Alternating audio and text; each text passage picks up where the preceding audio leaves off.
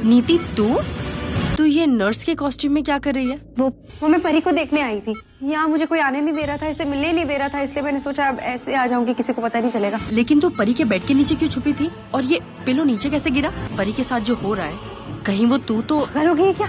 क्या बोल रही है? तू जानती है ना परी मेरी बेस्ट फ्रेंड है, बचपन की सहेली है हम। मैं इसकी दुश्मन थोड़ी हूँ यार, दोस्त हूँ। क्या बोल रही है?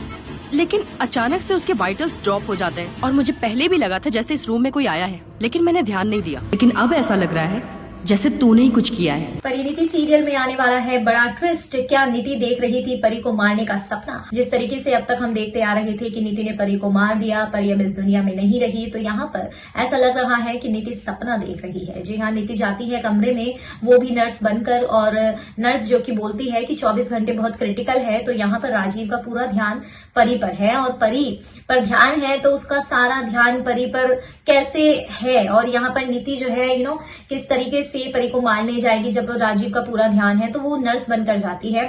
ज्योति देख, तू गलत समझ रही है, ऐसा कुछ भी नहीं है। मैं बस परी से मिलने आई थी। मानना मेरी बात, वो ऐसा क्यों सोच रही है? मैं परी के हस्बैंड को बुलाती हूँ। अब तो मर गई तू। अगर संजू को पता चला तो वो तुझे इस रूम के आसपास भी नहीं भटकने देगा। हो सकता है हॉस्पिटल के अंदर भी ना आने दे। और अब करूँ तो करूँ क्या मैं?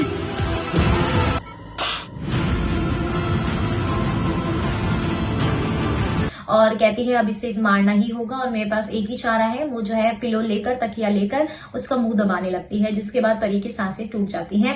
और परी जो है अचानक से वो जो प्लेट रखी होती है वो नीचे गिर जाता है सामान, और एकदम से राजीव के कान अलर्ट हो जाते हैं, भागा दौड़ा आता है और बोलता है क्या हुआ क्या हुआ। तो यहाँ पर कुछ नहीं दिखता।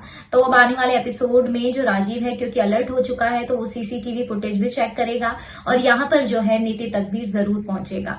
नीति जो कि प्लानिंग कर रही है परी को मारने की बार बार, तो यहाँ पर क्या नीति कामयाब हो पाएगी?